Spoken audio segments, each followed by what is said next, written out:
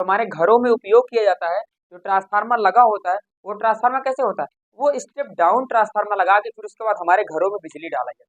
Hello dear student, कैसे आप लोग? उम्मीद करते हैं मस्त होंगे, स्वस्थ होंगे और पढ़ाई लिखाई कर रहे होंगे। आज का हमारा टॉपिक है alternating current, class 12 first NCERT का 7 चैप्टर जिसका नाम है अल्टरनेटिंग करंट। इसके आज हम कुछ न्यूमेरिकल वैल्यू देखेंगे जो प्रीवियस ईयर मेडिकल और जेई में पूछे गए हैं, और कुछ सीबीएसई बोर्ड के कुछ अच्छे अच्छे क्वेश्चन डिस्कस करेंगे। ठीक है ना? वीडियो शुरू करने से पहले मैं आपको इन्फॉर्मेशन दे दूं, आप कॉपी लेके रखिए, कॉपी और पेन रफ कॉपी रखिए। जैसे क्वेश्चन आपको आपके सामने दिखे वैसे आप क्या करो, वीडियो पॉज करके पहले सॉल्व करना शुरू करो। ऑप्शन आपके बगल में दिया रहेगा, हर क्वेश्चन के बगल में ऑप्शन दिया रहेगा। ठीक है ना? मैं संदीप विश्वकर्मा, आपका छोटा सा प्यारा सा चैनल सीजीएस एजुकेशन, जिसपे आप लोग पढ़ रहे हैं। ठीक है ना? पहला क्वेश्चन दिया है अ 40 माइक्रोफैरड कैपेसिटर। इसको पहले बता दें, नीट 2020 में सवाल पूछा गया। A 40 microfarad capacitor connected to a 200 volt 50 hertz AC supply. The RMS value of the current in the circuit is nearly. कह रहे हैं कि 40 माइक्रोफैरड का कोई कैपेसिटर है जो 200 वोल्ट और 50 हर्ट्ज वाली एसी सप्लाई से कनेक्ट किया गया है। कह रहे हैं कि आरएमएस वैल्यू ज्ञात करो, करंट की आरएमएस वैल्यू ज्ञात करना है जो सर्किट में बह रहा है। चलो, जो जो दिया पहले वो लिखते हैं। कैपेसिटर की कैपेसिटी दिया है 40 माइक्रोफैरड, हम इसको बदल देंगे फैरड में, 10 की घाते -6 का गुणा करेंगे, बदल गया फैरड में। अच्छा भैया, ये किसका मान दिया है? वी नॉट और वी आर एम एस में आप लोग बहुत कंफ्यूजन, समझ रहे भैया? वी आर एम एस और वी नॉट में भैया बहुत कंफ्यूजन होता है। किस बात का पता है भैया? आप लोग समझ नहीं पाते हो कि ये 200 वोल्ट जो दिया है वो आरएमएस है कि वी नॉट है, मतलब पीक वैल्यू है कि आरएमएस वैल्यू है। होता क्या है, वोल्ट मीटर से मापते हैं, कोई भी वैल्यू अगर माप के दी जा रही, जब तक आपको लिख नहीं रहा कहीं पीक वैल्यू शिखर वैल्यू जब तक नहीं दे रहा है, तब तक आप क्या मान चलोगे? वो कैसा है? आरएमएस, क्योंकि वोल्ट मीटर हमेशा आरएमएस मान को बताता है। ठीक है, तो यहाँ पर आ जाएगा भैया 200 volt RMS, V RMS root mean square value है 200 वोल्ट, और साथ में फ्रीक्वेंसी दिया है 50 हर्ट्ज। 50 हर्ट्ज फ्रीक्वेंसी दिया है, पूछ रहा है आई आर एम एस का मान।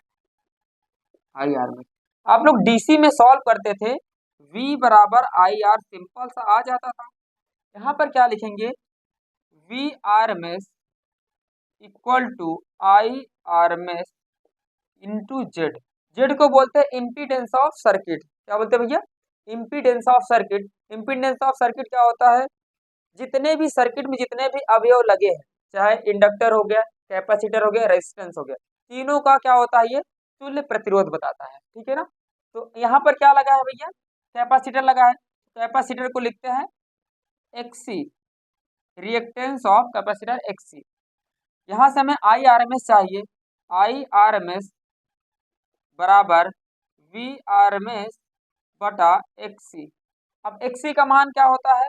एक्सी का मान होता है 1/c omega, R M S upon 1/c omega, V R M S into C omega. और ओमेगा भैया आपको मालूम होना चाहिए, फ्रीक्वेंसी ओमेगा जो होती है 2πf के बराबर होती है। 2πf का मान यहाँ से निकाल लेते हैं अलग से, 2 इंटू पाई का मान होता है 3.14, फ्रीक्वेंसी दी है 50 हर्ट्ज। 50 का 2 से गुणा करोगे तो क्या हो जाएगा? 100। 100 का इसमें गुणा करोगे तो हो जाएगा 314 रेडियन प्रति सेकेंड। ये वैल्यू उठा के यहाँ रख देंगे। वी आर एम एस कहा दिया भैया 200 वोल्ट इंटू सी 40 इंटू 10⁻⁻6 फैरड इंटू 314, मल्टीप्लाई करो, 4 का मल्टीप्लाई करो 8 आ जाएगा, 30 इंटू 314 इंटू 10⁻⁻6, इसका मल्टीप्लाई करो, 8 चौक 32 की 2 हासिल 3, 8 के 8 3 11 हासिल 1, 8 3 24 1 25, 3 जीरो है, लगा दो 1 2 3 गुड़े 10 की घाते -6। हम -6 को खत्म करने के लिए देखो 6 अंक पहले दशमलव लगाएंगे, 1 2 3 4 5 6, यहाँ लिख देंगे 2.5 गुणा 10 की घाते यहाँ पर प्लस का 6 और पहले था माइनस का 6, खत्म हो जाएगा, क्या बचेगा 2.5 एम्पियर, 2.5 एम्पियर IRMS। कौन सा ऑप्शन सही है? थर्ड ऑप्शन सही है भैया। कौन सा ऑप्शन सही है? थर्ड ऑप्शन सही है। क्वेश्चन को अच्छे से नोट कर लीजिए, नेक्स्ट क्वेश्चन देंगे, नेक्स्ट क्वेश्चन जैसे देंगे पहले उसको क्या करना, आप लोग खुद से सॉल्व करने का प्रयास करना, ठीक है ना। बढ़ते हैं आगे, इसको छाप लीजिए। चलिए भैया, दूसरा सवाल है आपके सामने, क्वेश्चन दिया है दूसरा सवाल, नीट 2011 में पूछा गया था। सवाल मैं पढ़ रहा हूँ, उसके बाद मैं स्क्रीनशॉट पहले ले लीजिए, फिर वीडियो को रोक के आप लोग पहले सवाल को खुद से सॉल्व करिए। देखिए कह रहा है, in an AC circuit N alternating 200 √2 sin 100t volt is connected to a capacitor of capacity 1 microfarad. The RMS value of the current in the circuit is। कह रहे हैं कि कोई ऐसी स्रोत है, ऐसी स्रोत दिया है वोल्टेज 200 √2 साइन 100t, ठीक है, और कैपेसिटी कितनी है कैपेसिटर की 1 माइक्रोफैरड। मतलब कोई ऐसे सर्किट है जहाँ कैपेसिटर लगा और इसको AC सप्लाई से जोड़ के रखे। AC सप्लाई क्या होता है, V बराबर V0 साइन ω t होता है, इसी से जोड़ के रखे हैं। कह रहा है कि इसमें जो धारा बह रही है उसका RMS मान बताओ, RMS मान बताओ। तो जो जो दिया पहले सिंबलाइजेशन करेंगे। वोल्टेज दिया है आपको V बराबर 200 √2 साइन 100t, कैपेसिटर की कैपेसिटी दी C 1 माइक्रोफैरड, इसको लिख सकते हैं 1 × 10⁻⁻6 फैरड में बदल देंगे। RMS value of current, current की RMS वैल्यू पूछ रहा है। चलिए फिर से वही फॉर्मूला लगाएंगे, IRMS बराबर VRMS बटा XC। VRMS XC को लिखेंगे 1/C ओमेगा, C ओमेगा ऊपर चला जाएगा इंटू C ओमेगा। अब VRMS कैसे मिलेगा, इससे कंपेयर करो, V बराबर V0 साइन ω t, V0 की जगह क्या लिखा है 200 √2, V0 आपको दिया है 200 √2, और आप लोग जानते हो शिखर मान और RMS मान में रिलेशन होता है, VRMS बराबर होता है V0 बाई √2। V0 की वैल्यू 200 √2 अपॉन √2, √2 से √2 का खत्म हो जाएगा, VRMS आएगा 200 वोल्ट। इस 200 को उठा के यहाँ रख दो। अच्छा भैया 200 उठा के रख दिए। C का मान है 10⁻⁻6। W का मान देखो, W होता है ओमेगा, मतलब होता है 2πf, ओमेगा की जगह 2πf, 200 × 10⁻⁻6, 2 × पाई का मान 3.14, फ्रीक्वेंसी कितनी दी है। अब यहाँ अरे यहाँ तो डायरेक्ट दिया ओमेगा का मान ना भैया, इसको लिखने की जरूरत ही नहीं थी 2πf, यहाँ पर ओमेगा डायरेक्ट दिया। कंपेयर करोगे, ओमेगा की जगह क्या लिखा है 100, ओमेगा की जगह क्या लिखा है 100, तो यहाँ तो कंपेयर करना ही नहीं था, यहाँ पर तो सीधा सीधा 100 लिख दो, 100। अच्छा इसको लिखेंगे, देखो 2 पावर ये है और 2 पावर ये है, 2 पावर मिलके कितना हो जाएगा 4, 2 × 10⁻4 प्लस का और 10⁻⁻6, घटाएंगे तो मिलेगा 2 × 10⁻⁻2, भाग 2, गुणा करोगे 20, भाग दोगे तो माइनस का 3 एम्पियर आएगा। अब मिली एम्पियर की बदलेंगे तो 10⁻³ हट जाएगा, उत्तर आएगा 20 मिली एम्पियर। चलो भैया, लाइट कट गई थी, पिछला क्वेश्चन खत्म होते होते ही लाइट कट गई थी, ठीक है ना। उसमें उत्तर आया था 20 मिली एम्पियर। कैसे आया था जरा थोड़ा सा ऊपर से देख लेते हैं।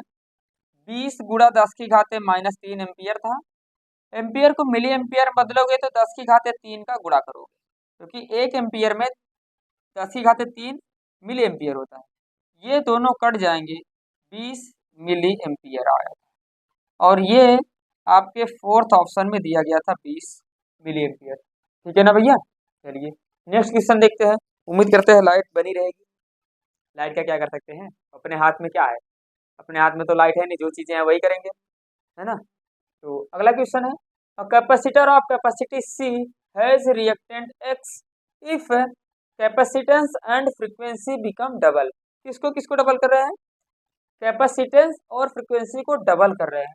The reactance will B, reactance पे क्या प्रभाव पड़ेगा। चार ऑप्शन दिया है, ये ऑप्शन नीट के हैं। अगर मैं ऑप्शन बनाता क्या करता, इन चारों में से एक ऑप्शन सही है, तीन ऑप्शन गलत है, उन तीनों ऑप्शन को चेंज करके एक नया ऑप्शन दे देता, नीचे लिख देता कि reactance will be remain unchange, reactance will remain unchange. Student क्या होता है, एकदम से कंफ्यूज आ जाते हैं, बोलते हैं अच्छा रिएक्टेंस विल बी अनचेंज, हो सकता है अनचेंज हो, तो वहां पर तुक्का मार के आगे बढ़ जाते हैं। यहाँ पर तुक्का मारने का कोई सवाल नहीं होता है।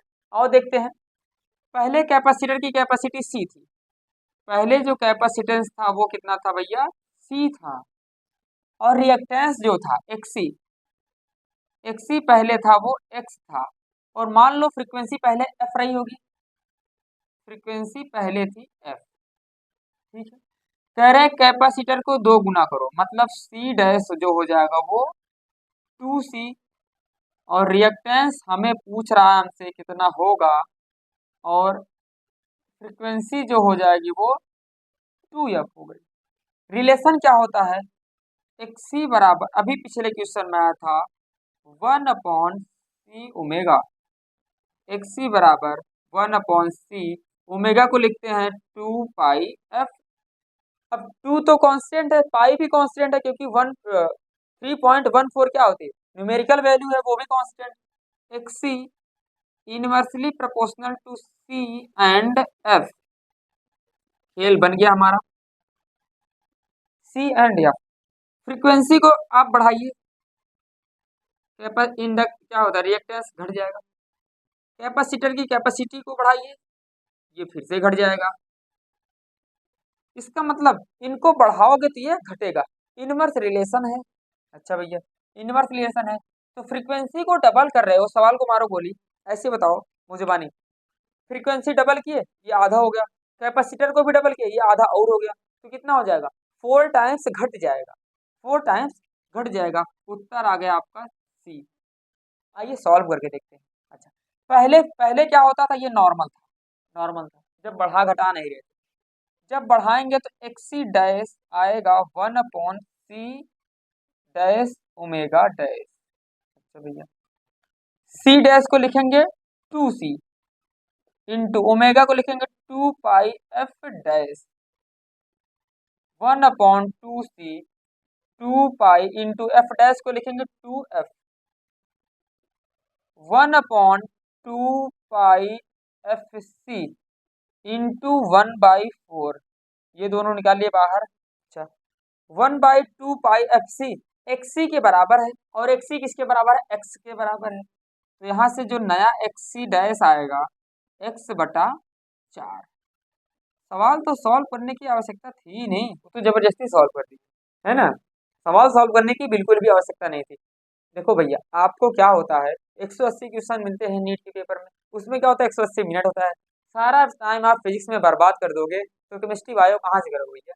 हम मानते हैं कि बायो थोड़ी सी इजी आती है एज कम्पेयर टू फिजिक्स, और केमिस्ट्री बहुत ही ईजी है इन दोनों की तुलना में, लेकिन उसके लिए टाइम भी तो होना चाहिए, सारा टाइम यहाँ नहीं खपा देना है। ठीक है, चलिए इसको नोट कर लीजिए, नेक्स्ट क्वेश्चन के पास चलते हैं। चलिए भैया, नेक्स्ट क्वेश्चन है क्वेश्चन नंबर 4।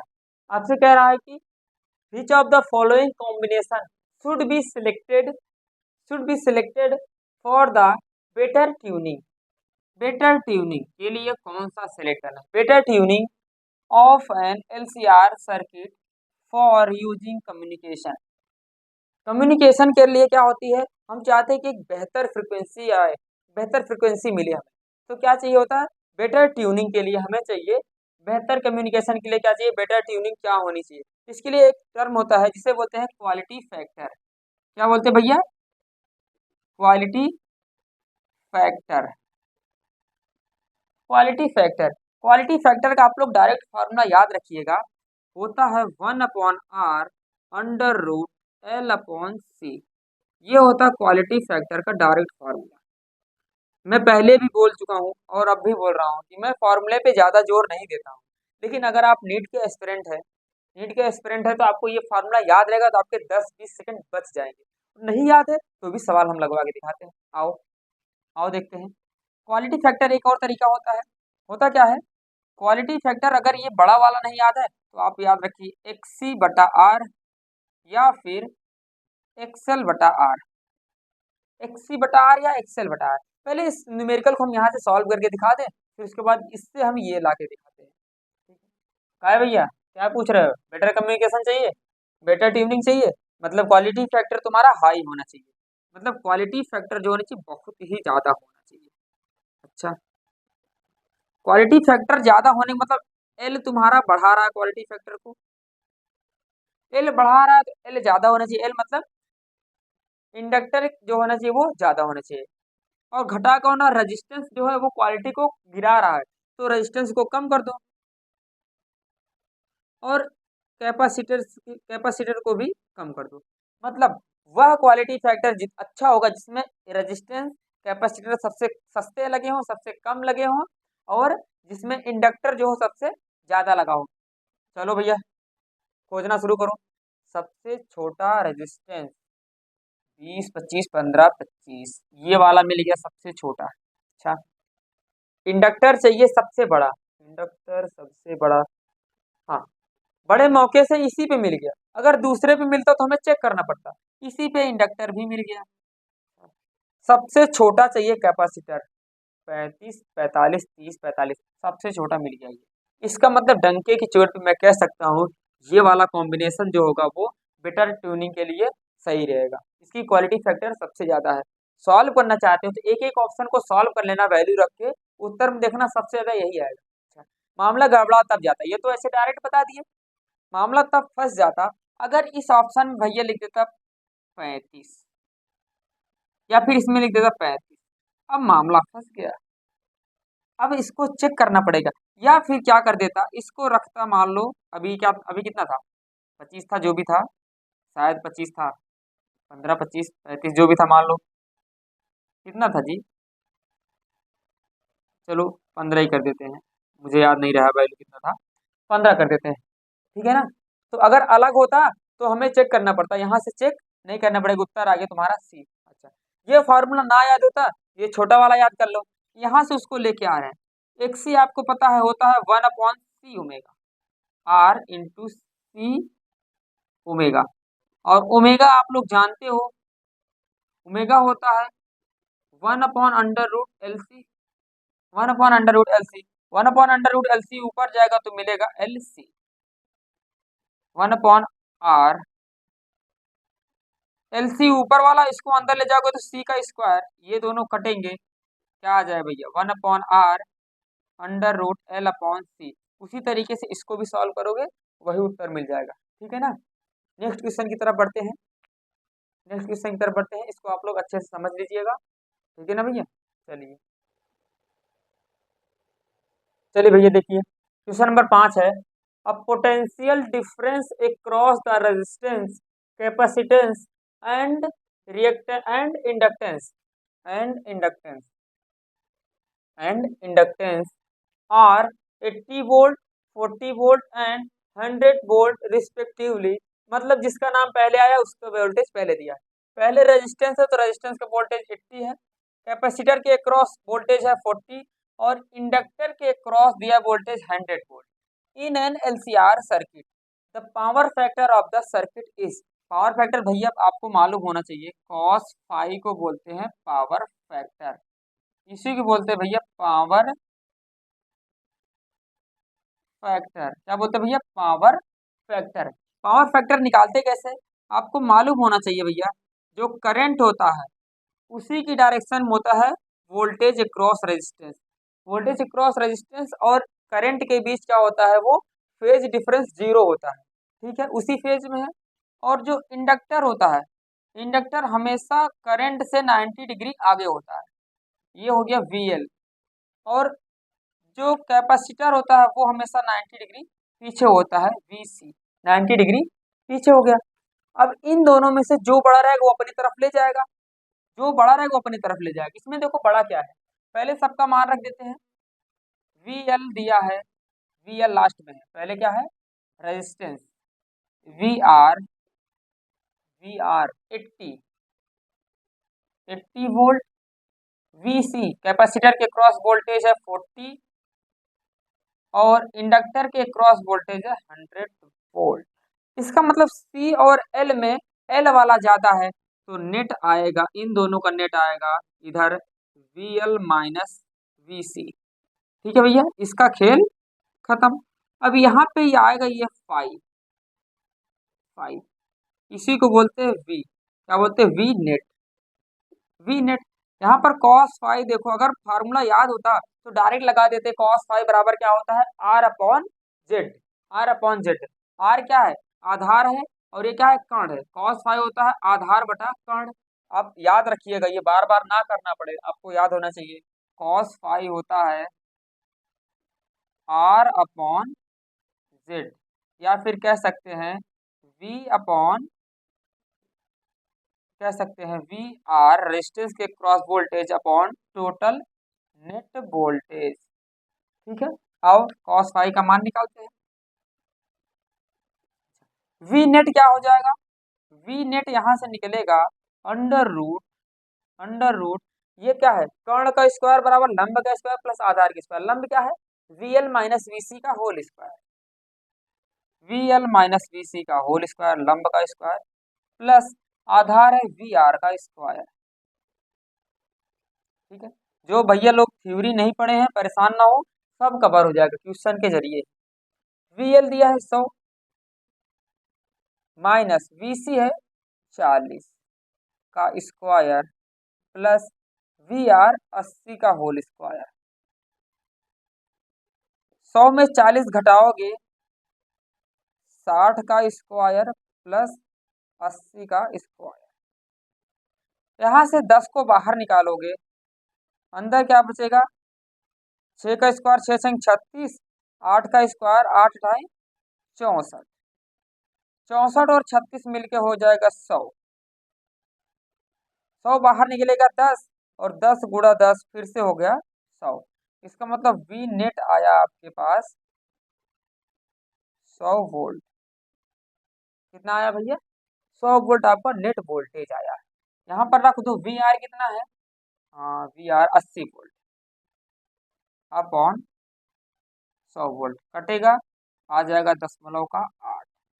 और ये जो होता है ये क्या है कॉस थीटा जो होता है वो न्यूमेरिकल वैल्यू को बताता है, इसलिए इसकी कोई वीमा नहीं होती, ये एक गुणांक है। क्या होता है गुणांक, पावर फैक्टर। ठीक है ना, नोट कर लीजिए। और इतना टाइम क्यों लगा मालूम है, क्योंकि हम चित्र बताएं और ये बताएं। नॉर्मल आप सीधा आपको पता होना चाहिए कॉस फाइव जो होता है आर अपॉन जेड, क्या होता है आर अपॉन जेड, नोट कर लीजिए। चलो भैया क्वेश्चन नंबर 6 है, देखिए 5 वाला क्वेश्चन समझ गए थे। छठा क्वेश्चन देखिए, छठा क्वेश्चन दिया है ट्रांसफार्मर पे दिया है, ट्रांसफार्मर पे दिया है step up transformer step down transformer पे सवाल पूछा जाता है आपके एग्जाम में। ठीक है, कह रहा a step down transformer connected to an AC main supply of 220 volt is made to operate 11 volt 44 watt lamp. ठीक है ना, 11 volt 44 watt lamp ignoring power loss, मतलब पावर लॉस को इग्नोर कर दो कि जो ट्रांसफार्मर बना है वो ट्रांसफार्मर पावर लॉस नहीं करा। एक्चुअल में कोई भी ट्रांसफार्मर नहीं होता है कि जिसमें पावर लॉस बिल्कुल ना हो, लेकिन यहाँ पर एज्यूम किया गया है कि पावर लॉस ट्रांसफार्मर में जीरो है, जितना इनपुट दिया जा रहा है उतना आउटपुट पावर देगा। ठीक है, in the transformer what is the current in the primary circuit, primary circuit में करंट कितना बहेगा आपको पता होना चाहिए। कोई भी ट्रांसफार्मर होता है उसमें दो कॉइल होते हैं, एक प्राइमरी एक सेकेंडरी। ये ट्रांसफार्मर स्टेप डाउन, कैसा ट्रांसफार्मर है transformer step down. Step down का मतलब हाई वोल्टेज ले रहा है, ये क्या कर रहा है वोल्टेज हाई वोल्टेज को ले रहा है और निकाल रहा है वोल्टेज लो, लो वोल्टेज निकाल रहा है। इनपुट वोल्टेज कितना दिया कि मेन सप्लाई है, मेंस की सप्लाई है 220 वोल्ट, तो वी प्राइमरी हो जाएगा 220 वोल्ट। और प्राइमरी सर्किट में करंट पूछ रहा है, प्राइमरी का करंट पूछ रहा है जो हमें बताना है। और किसके लिए बनाया गया है? Made to operate at 11 volt 44 watt lamp. मतलब कोई लैंप है उसको जलाने के लिए बनाया गया है, कोई लैंप इसे जलाने के लिए बनाया गया। इसमें पावर दिया है 44 वाट और वोल्टेज दिया है 11 वोल्ट। इसका मतलब ये जो वोल्टेज है वो सेकेंडरी का वोल्टेज है। हम क्या करते हैं, सेकेंडरी का करंट निकालते हैं। तो पावर आपको पता होना चाहिए आई इंटू वी होता है। ये सेकेंडरी का लेंगे तो ये भी सेकेंडरी, ये भी सेकेंडरी। आई सेकेंडरी हो जाएगा P secondary upon V secondary. P secondary का 44 वाट ले लेंगे जितने का बल्ब लगा है, और 11 वोल्ट भाग दोगे तो आएगा 4 एम्पियर। मतलब सेकेंडरी में 4 एम्पियर आया। जरा ऑप्शन की तरफ देखिए, 4 एम्पियर आया है। इसका मतलब यहाँ पर क्या आएगा, 4 एम्पियर से, एक सेकेंड, ये सेकेंडरी का कितना आ गया, 11 चौक 44 आ गया। चलो देखते हैं यहाँ क्या होगा, देखते हैं यहाँ क्या होगा। होता क्या है, यहाँ पर हाई वोल्टेज है तो करंट लो रहेगा, करंट लो रहेगा। 4 एम्पियर आने का मतलब यहाँ पर जो होगा वो 4 एम्पियर से कम वाली वैल्यू सही होगी। मतलब ये ऑप्शन तो नहीं सही होने वाला, इन्हीं तीन में से कोई सही होगा, एलिमिनेशन मेथड। आइए सॉल्व करते हैं। कह रहे इफिशियंसी देखो इग्नोर कर दो, पावर लॉस ट्रांसफार्मर में हो नहीं रहा। मतलब जितनी शक्ति इनपुट है, इनपुट जो शक्ति दिया जा रहा है, आउटपुट शक्ति उतनी मिल रही है, आउटपुट उतना शक्ति मिल रहा है। इनपुट क्या होता है, P I into V I V P, primary का वोल्टेज प्राइमरी का करंट, सेकेंडरी का करंट सेकेंडरी का वोल्टेज। हमें चाहिए आई प्राइमरी गुणा वी प्राइमरी कितना है 220 बराबर सेकेंडरी का कितना दिया भैया, करंट 4 एम्पियर और वोल्टेज है 11 वोल्ट, 11 वोल्ट। प्राइमरी में आ जाएगा देखो 11 चौक 44, 44 बटा 220, काटोगे तो 11 के 22 के 22 जीरो 22 दूना 44, 2/10 मतलब कि 0.2 एम्पियर, 0.2 एम्पियर। उत्तर आ जाएगा आपका सेकेंड, 0.2 एम्पियर। ठीक है ना। ट्रांसफार्मर आप ऐसे एक सवाल और कराएंगे, ठीक है। ये वाला ट्रांसफार्मर आप समझ गए, स्टेप डाउन ट्रांसफार्मर था, मतलब हाई वोल्टेज को वो लो वोल्टेज बदल रहा है। जो हमारे घरों में उपयोग किया जाता है, जो ट्रांसफार्मर लगा होता है, वो ट्रांसफार्मर कैसे होता है, वो स्टेप डाउन ट्रांसफार्मर लगा के फिर उसके बाद हमारे घरों में बिजली डाला जाता है। स्टेप डाउन ट्रांसफार्मर क्या करता है, वो हाई वोल्टेज को लो वोल्टेज में कन्वर्ट कर देता है, जिससे बल्ब ये जले। और इस बल्ब को जलाने के लिए चाहिए था 11 वोल्ट, तो बल्ब जलाने के लिए 11 वोल्ट चाहिए था, तो हमें यहाँ पर स्टेप डाउन ट्रांसफार्मर लगा के पहले ये 220 वोल्ट बैटरी को, सॉरी 220 वोल्ट सप्लाई को हम क्या करेंगे, कम कर देंगे। ठीक है ना। नोट कर लीजिए, एक सवाल और कराते हैं step down transformer step up transformer. ठीक है। आज के क्लास का, आज के लेक्चर का आखिरी सवाल है, सवाल नंबर 7। अब 220 volt is supplied to a transformer. कोई ट्रांसफार्मर है उसको 220 वोल्ट सप्लाई दिया जा रहा है। मान लो ये ट्रांसफार्मर है, इसको कितना वोल्टेज दिया जा रहा है 220 वोल्ट, मतलब प्राइमरी का वोल्टेज है 220 वोल्ट, लिखते चलेंगे साथ में। The output circuit draws a current of 2 ampere. मतलब जो सर्किट जो आउटपुट है वहां से करंट प्राप्त हो रहा है सेकेंडरी 2 एम्पियर का, कितना 2 एम्पियर का एट 440 वोल्ट। मतलब वोल्टेज यहाँ का है वी सेकेंडरी का 440 वोल्ट। फिर से सवाल को देख ले। A 220 volt is supply to a transformer, the output circuit draws a current of 2 ampere at 440 volt. मतलब ये सेकेंडरी के बारे में दिया है।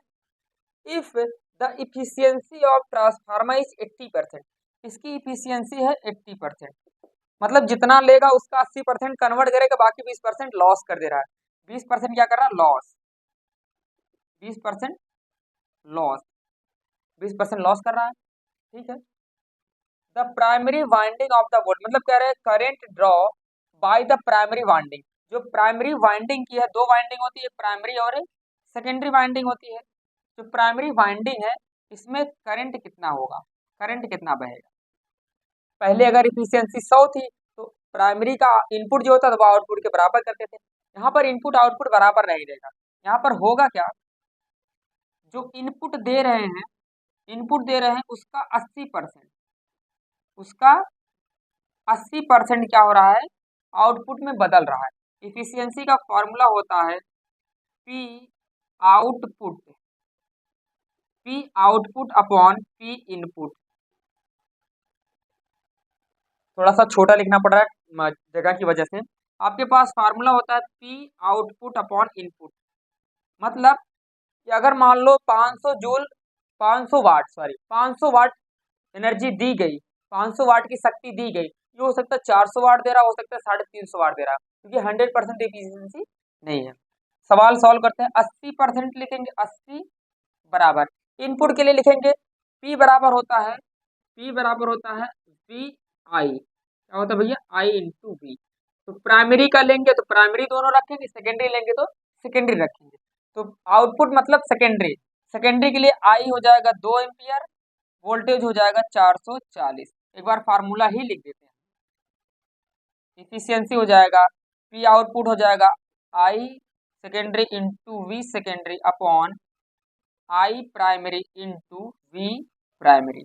इफिशियंसी 80 है, हमें क्या चाहिए, प्राइमरी की करंट चाहिए। प्राइमरी का करंट इधर लाओ, ये है 440, ये 2 एम्पियर है करंट, 440 वोल्ट का वोल्टेज अपॉन इफिशियंसी नीचे लाएंगे 80 गुणा, ये 100 भी होता है बगल में, 100 कितना होता है 100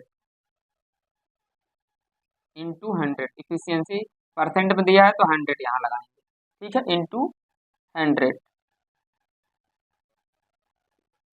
100। और सेकेंडरी पे कितने, प्राइमरी पे वोल्टेज है 220 वोल्ट। इसको काटेंगे 22 दूना 44, 2 मिलेगा और एक जीरो से एक जीरो ये खत्म हो गया, 2 दूनी 4 और ये 10 मतलब 40 और नीचे बचा 8। भाग दोगे प्राइमरी में करंट आ जाएगी 8 पंचे 40, 5 एम्पियर, 5 एम्पियर आपका उत्तर। कौन सा ऑप्शन सही जा रहा है, फोर्थ ऑप्शन आपका सही जा रहा है। अच्छा दिमाग लगाओ जरा, दिमाग लगाइए।